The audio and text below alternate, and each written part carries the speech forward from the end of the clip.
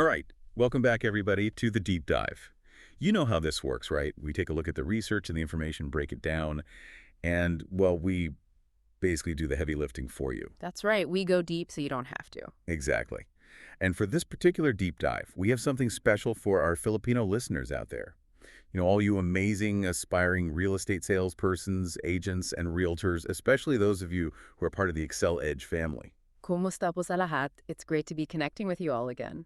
For a lot of first-time home buyers, and we're talking about your future clients in the Philippines here, that closing process can feel like a bit of a mystery, right? It's this big, sometimes intimidating event with all these legal and financial aspects. It definitely can be, and it's easy to get caught up in the excitement of finding that perfect home and maybe not fully grasp all the ins and outs of the closing process. So today, we're going to try to demystify that whole thing. And we've got a great resource to help us do just that. We're taking a deep dive into an article from Ratified Title Group. It's called 15 Real Estate Closing Myths Debunked for First-Time Buyers, published on November 10th, 2024. This article really gets into the nitty-gritty of those common misconceptions that can trip people up. Right off the bat, they tackle a big one. The idea that the closing is just a formality.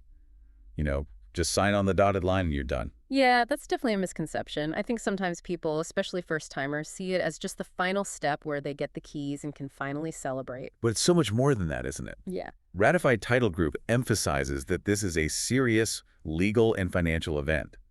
It's when the ownership of the property legally transfers. And there are a lot of moving parts involved, right? You've got to make sure all the documents are in order, the financing has to be completely finalized, and any inspections that were agreed upon need to be done. It's easy to get caught up in that excitement of getting a new home, Yeah. but overlooking those details can really lead to problems later on. Definitely. And then there's the financial side, the down payment, closing costs, all that. We're talking serious money. So treating the closing as just a quick formality, Mm-hmm. not a good idea. Not at all. All right, let's move on to another common assumption. The belief that every single closing cost is negotiable. I wish.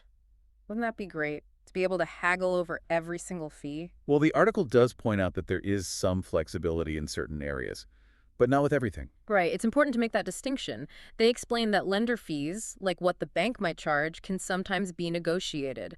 But things like the appraisal fee or the title insurance premium, those are usually pretty fixed. It's so important for buyers to understand that, and that's where you all come in, right? Yeah. As agents, you're the ones explaining these nuances to your clients. Absolutely. And what's really key is taking the time to review each line item on those closing cost documents. Don't just glance over them. Really understand what each fee is for. You might catch errors, and you'll also know where you might have some wiggle room to negotiate. Knowledge is power, as they say. Exactly. Okay, this next myth is one that probably crosses everyone's mind at some point. The idea that once those closing papers are signed, you're locked in, no turning back. I can see why people would feel that way, right? Putting your signature on all those documents, it feels super final, like a huge commitment, which it is, of course. But are there ever situations where a buyer might still be able to back out? Actually, the article says there might be. Really? Yeah, but it's very specific situations, like, say, a major issue is discovered during that final inspection that wasn't caught before, or maybe the financing falls through at the very last minute. Ah, I see. But I'm guessing it's not as simple as just saying no thanks at that point. Right. The article warns that even if there's a valid reason for backing out, there could be consequences, like maybe losing that earnest money deposit. So it's a bit of a gamble. Yeah, definitely. It just underscores the importance of being as informed as possible throughout the entire process. Hopefully, those kinds of last-minute surprises don't happen. Okay, let's talk about the closing agent for a minute. Hmm. What exactly is their role? Because I think some people get confused and might think they're working for the buyer or that they're the same as the real estate agent. Right. It's easy to get those roles mixed up. Ratified Title Group explains that the closing agent is basically there to ensure that the entire transaction goes smoothly from a legal standpoint. So they're like the referee making sure everything is fair and square. Kind of, yeah. They manage all that paperwork, make sure everyone is communicating, and that everything is happening according to the terms that were agreed upon. But here's the key thing. They're neutral. Exactly. They're not working for the buyer, and they're not working for the seller. They're working for the transaction itself. And the article encourages buyers to ask them questions, which is good advice, right? Yeah. If anything is unclear, The closing agent should be able to explain it. Oh, absolutely. The more questions, the better. Because really, the more everyone understands, the smoother things will go. Now let's talk about something the article calls a dangerous myth. The idea that home inspections aren't necessary. Yeah, that's one that can really backfire. I get it though, right? It's another expense, and some buyers might be thinking, hey, I walked through the house, it looks fine. The problem is there could be hidden issues that only a trained professional would catch. We're talking about things that could be really expensive to fix down the line. Like structural problems, Yeah. right? Or maybe electrical issues. Things that are not always obvious to the untrained eye. And those kinds of problems can quickly turn that dream home into a financial nightmare. Plus, and this is something important for our real estate agents to know, a lot of contracts have what's called an inspection contingency. Can you explain that a bit? Sure, it basically means that if the inspection finds significant problems, the buyer can renegotiate the deal or even walk away without penalty. Skipping the inspection means giving up that important protection. So it's not just about finding problems. It's about having options if problems are found. Exactly. Another area where expectations and reality can clash is the timeline of the closing process.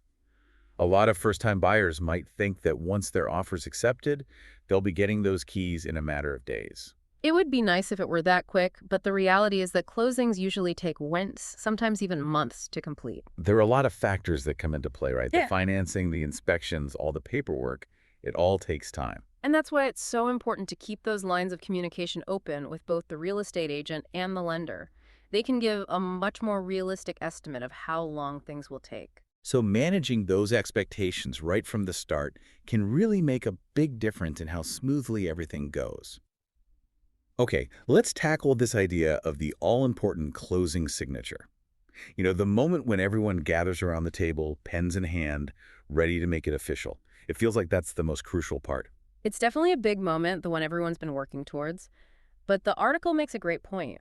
What happens before that signature is even more important. How do they mean by that? It's all about the preparation, making sure the contract is carefully reviewed, understanding all the terms and conditions, verifying that everything is in place.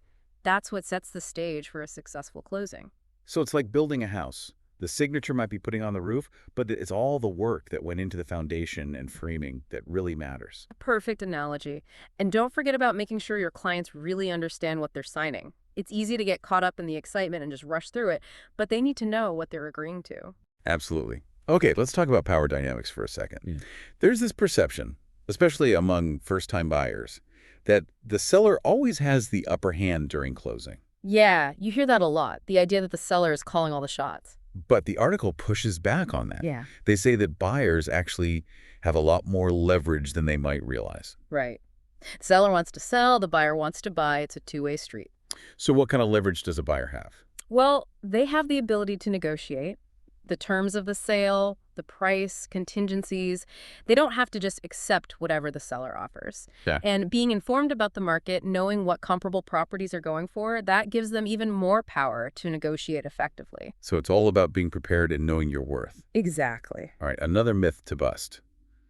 The idea that the closing date, once it's set, is absolutely fixed. That's the hope, right? That everything stays on schedule. But in reality, closing dates can sometimes shift. What kind of things could cause a delay? Oh, all sorts of things. Maybe there's a holdup with the paperwork or an issue pops up with the financing. Sometimes there are last-minute adjustments that need to be made. So flexibility is key. Absolutely. And that's why staying in touch with your agent and the closing agent is so important. That way, if any changes come up, you're not caught off guard. It's all about communication. Exactly. Here's a question that I think a lot of first-time buyers have. Do all the funds for closing have to be available on the actual closing day? That would be a lot of pressure, wouldn't it, to have that huge sum just sitting there? But the good news is, it's not always how it works. The article explains that a lot of those expenses, like the down payment and fees, can actually be paid beforehand. Right. You can often do it through certified checks or wire transfers leading up to the closing date. So being organized and planning ahead can really take some of that pressure off. Absolutely. It makes everything much smoother for everyone involved. Okay, let's talk about the final walkthrough. I know some buyers, especially if they're really excited, might be tempted to skip it. Skipping the final walkthrough is a big no-no. It's your last chance to make sure the property is in the condition you agreed to buy it in. So it's more than just a quick look around. Absolutely. You're making sure that any repairs that were supposed to be done have actually been done, and checking that there haven't been any new issues since you last saw the place. Because once you close, those problems become your problems, right? Exactly. So that final walkthrough is a crucial step in protecting yourself. And now let's address a big assumption about financing. Many first-time buyers probably think that a traditional mortgage is their only option. It's definitely the most well-known option, but it's not the only one. The article points out that there are other financing avenues available. What are some of the alternatives? Well, in the Philippines, you have options like loans from the PAG-A-BIG Fund, which is a government-backed program, and there might be financing options offered by private developers or other institutions. So it's worth exploring those alternatives. Absolutely. It might be that one of those options is a better fit for your situation than a traditional mortgage. You never know until you look into it. So shop around and see what's out there. Exactly. It's easy to think of the closing as the end of the home buying journey. The finish line, right? But the article makes a really important point. It's not the end. It's just the beginning of homeownership. Because once you own the property, you're responsible for everything. The maintenance, the taxes, the insurance. So it's a whole new set of responsibilities. It is, and that's something that buyers need to be prepared for. It's exciting, but it's also a big commitment. Finally, let's talk about title insurance. Some people might think it's just an extra expense they can skip. But that would be a risky move. Title insurance is actually really important. What exactly does it protect against? It basically makes sure that your ownership of the property is clear, that there are no hidden claims or legal issues that could come back to bite you later. So it's like a safety net for your investment. Exactly. Without it, you could end up in a legal battle over the ownership of your property, which is definitely not something anyone wants to deal with. And it's a one-time fee, right? Yeah, you pay it at closing, and it covers you for as long as you own the property. It's peace of mind, well worth the cost. So there you have it, folks, debunking those common myths about the closing process. Hopefully this deep dive has given you all, our aspiring Filipino real estate professionals and your future clients, a much clearer understanding of what to expect. Knowledge is power, right? Absolutely. And speaking of knowledge and power, for all of you amazing agents out there in the Philippines, especially those of you working in that mid-price to high-ticket market, don't forget to check out Excel Edge. Our website is www.exceledge.com/TA MARPH. We've got a ton of resources that can help you excel in your careers and guide your clients with confidence. Because understanding these nuances of the closing process doesn't just benefit your clients, it can also help you in your own real estate journey. So here's a thought to leave you with. What other assumptions, what other myths might be holding you back in the Philippine real estate market? It's something to think about. Always good to question those assumptions. And if you found this deep dive helpful, be sure to hit that follow button so you don't miss out on future episodes. And don't forget to share this with anyone who might benefit from this knowledge. Maraming salamat po for joining us today on The Deep Dive.